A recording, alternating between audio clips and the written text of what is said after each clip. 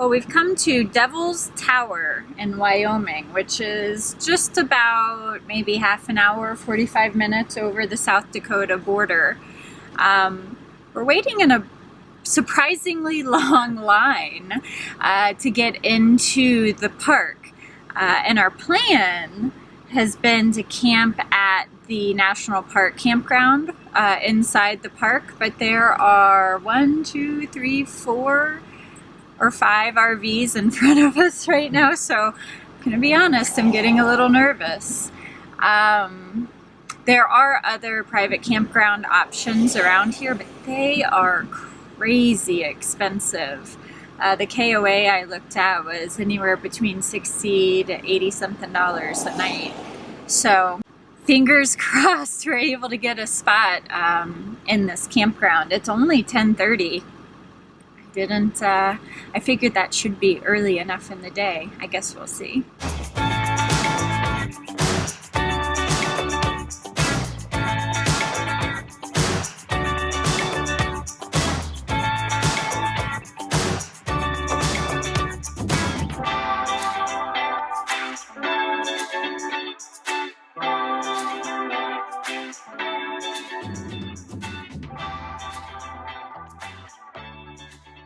Made it to the Belle Fourche Campground and we got a spot. Yeah, it turned out it wasn't a problem at all. There are lots of sites available. It's dry camping for $20 a night, but you've got a lot of shade. There are a lot of cottonwood trees in this campground. They also have water available. Right. You know, you can fill up your jugs, or not so much your water tank, I don't think, because they don't have the screw-on fittings, but right. I'm sure you could figure that out if you had to. Wink, wink. Wink, wink. We're going to be here for the next couple of days. The temperatures are supposed to be in the mid-80s, which is kind of approaching our not willing to dry camp anymore temperature, but with... Not ours, but the dogs. So. Right, exactly. But with the fans running and it under the shade tree. We found a nice shady spot, so... Right, exactly. I think we'll be fine. Yep, and if it ever gets too warm, we'll just take the dogs out with us in the van and find somewhere nice and cool to hang out. That's right.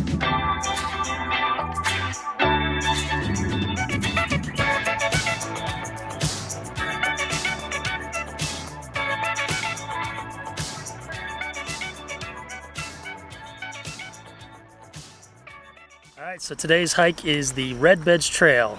It goes up and around about 3 miles around Devil's Tower.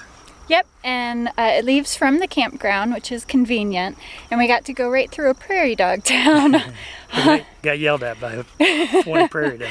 They're so cute. Oh my goodness, they're rambunctious.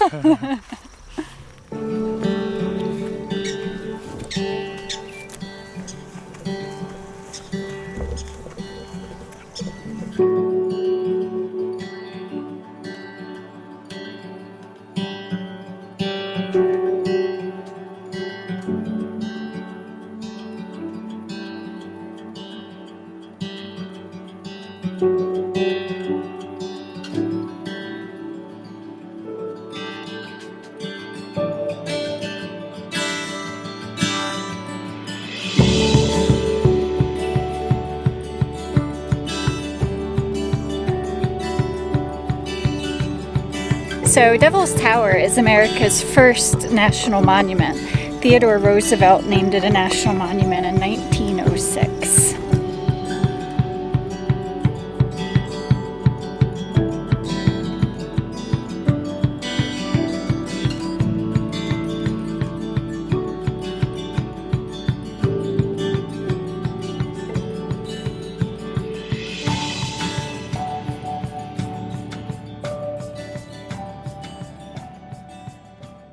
Okay, Red Beds Trail. While it's not difficult, it's also not easy. It's kicked my butt. I'm pretty sweaty and gross. Most of it's in the sun. There's very little shade, very few areas of shade. So And bring plenty of water and make sure you got sunscreen on if you come and do this trail. Yeah, absolutely. You're climbing up to the base of Devil's Tower, so I don't know how much elevation that is, but there's a lot of up and down. If you're not up for it, though, you can drive up to the base of Devil's Tower, and they have a 1.3 mile paved trail that goes around the entire perimeter.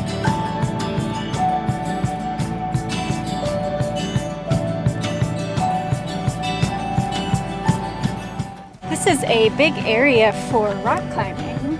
About 5,000 climbers a year summit Devil's Tower.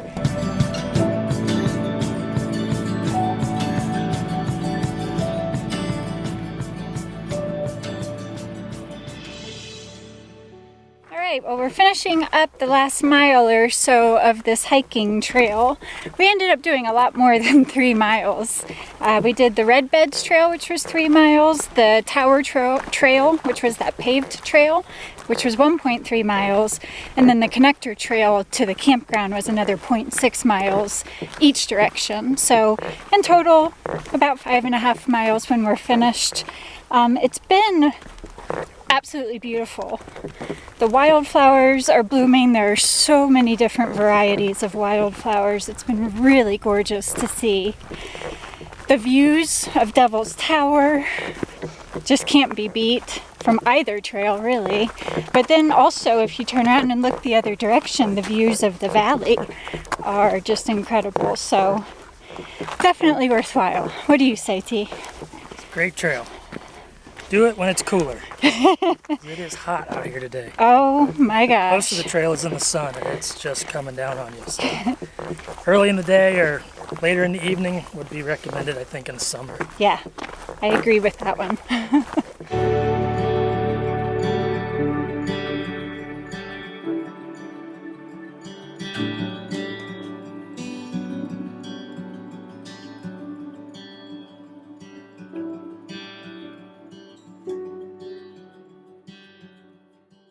Within Devil's Tower National Monument, there are a handful of hiking trails.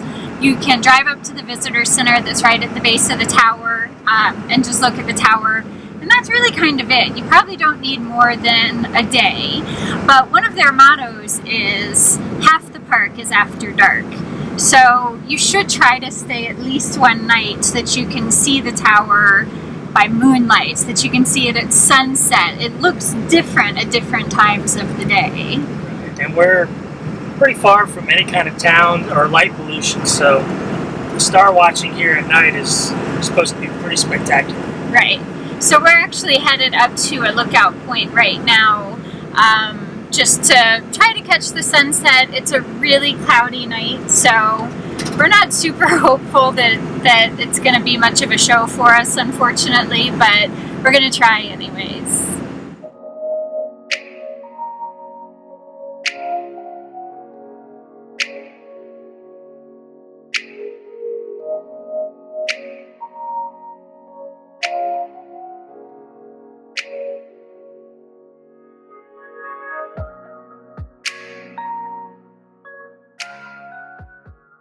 Headed out of Devil's Tower today, but before we left, we wanted to share some information about it that we found interesting.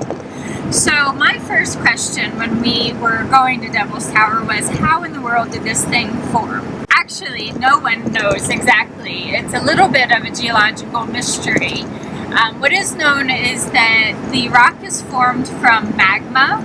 About 50 million years ago, this magma hardened and created the Devil's Tower formation, and then over millions of years the softer rock around it eroded, exposing it.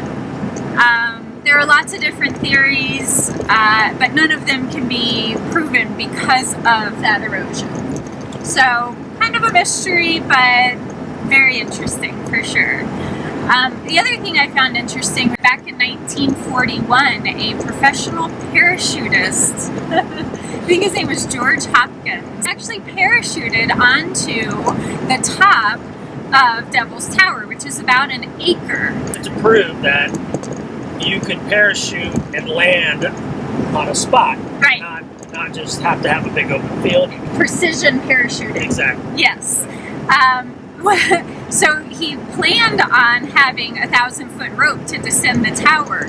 He landed on top of the tower. His rope did not, so he got stuck up there and had to be rescued. But he went on to train U.S. Armed Forces during World War II for parachuting. So apparently he proved his point and didn't get in too much trouble. Really interesting place. definitely glad we made the detour to go there. But we are moving on today and headed into a new state for us. North Dakota. North Dakota. So excited about that. Theodore Roosevelt National Park, here we come.